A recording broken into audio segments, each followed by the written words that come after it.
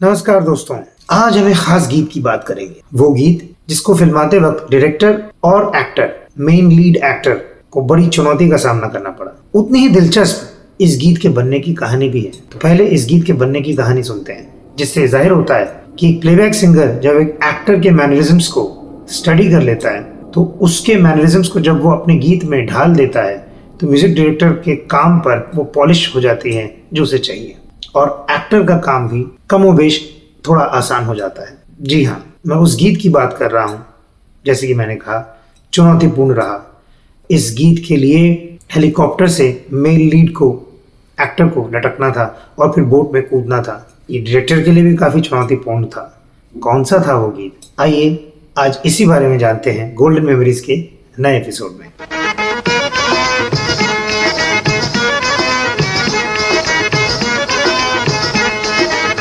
तो दोस्तों, golden memories के इस नए एपिसोड में आप सबका एक बार फिर से स्वागत है। मैं जयंत सान्याल आपको आज 1967 में लिए चलता हूँ।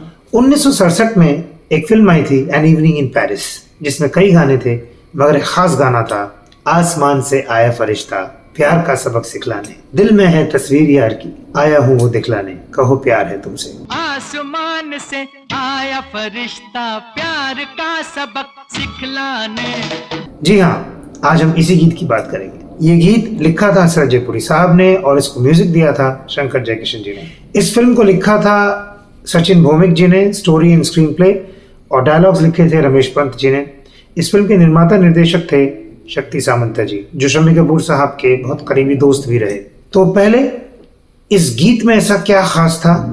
सबसे पहली बात इस गीत की सिंगिंग की करें। रफ़ी साहब ने अपनी ज़िंदगी में शंकर जयकिशन जी के लिए बहुत सारे गाने गाए। ये गीत इसलिए खास था कि इस गीत की रिकॉर्डिंग के समय शम्मी कपूर साहब भारत में नहीं थे, उन्हें किसी कारण से विदेश जाना पड़ा। आमतौर पे शम्मी कपूर साहब की इन्वॉल्वमेंट अपने गीतों में, रिकॉर्डिंग में भी काफ़ी होती थी, और वो अपने प्लेबैक सिंगर से रिक्वेस्ट करते थे कि इस गीत में उन्होंने जो सोचा है पर्दे पर करेंगे, अगर उसको कुछ मैनरिज्म्स, कुछ अदाएं सिंगर अपने गायकी में ले आए तो वो इस गीत को बेहतर ढंग से पर्दे पर निभा सकें। और रफ़ी साहब उनके लिए काम कर दिया करते थे, जिसके लिए शम्मी कपूर साहब बहुत प्रशंसा भी करते थे और उन्हें बड़ा सम्मान भी करते थे। तो हुआ ये कि रफ़ी साहब को जब ये गीत रिकॉर्डिंग के लिए बोला गया, तो रफ़ी साहब ने कहा कि भाई ये गीत किस पर फिल्माया जाएगा? तो कहा गया कि ये शम्मी कपूर साहब पर फिल्माया जाएगा। तो उन्होंने कहा ओहो अच्छा, तब तो देखा जाए, कोशिश करके देखते हैं। बहरहाल वो गीत तो रिकॉर्ड हो गया। शम्मी कपूर साहब विदेश से वापस आए, उन्हें पता चला कि गीत की रिकॉर्डिंग हो गई। ये गीत उन्हें बहुत प्रिय था, उन्हें बहुत बुरा लगा कि ये गीत रिकॉर्ड हो गया उनके गैर हाजिरी में। उन्होंने शक्ति सामंता जी और शंकर जयकिशन जी को कहा कि भैया ये तो गलत किया आपने, मैं बाहर गया हुआ था और आप लोगों ने गीत की रिकॉर्डिंग कर दी, अब मैं क्या करूं? तो शक्ति सामंता जी ने कहा देखिए, आप इतना गुस्सा मत करिए, आप पहले गीत सुन लीजिए। आप गीत सुन लेंगे, उसके बाद अगर आपको लगेगा कि इस गीत को री रिकॉर्ड करने की जरूरत है तो हम री रिकॉर्ड कर लेंगे, पर पहले आप गीत तो सुनिए। तो शम्मी कपूर साहब ने वो गीत सुना और उनके शब्दों में he was floored, he was speechless। तस्वीर यार की लाया हूँ वो दिखलाने, कहो प्यार है तुमसे। उन्होंने कहा कि मैं इस गीत में जो चाह रहा था 99.9% ऑलमोस्ट रफ़ी साहब has delivered those nuances in the song which he wanted। वो रफ़ी साहब से मिले और उन्होंने उनको अपने गले से लगाया और कहा रफ़ी साहब आपने ये कैसे किया? मैं तो वहां पर नहीं था रिकॉर्डिंग रूम में। आपने ये कैसे अंदाजा लगाया कि इस गीत में मैं ये चीजें करना चाहता था और आपने बखूबी वही किया?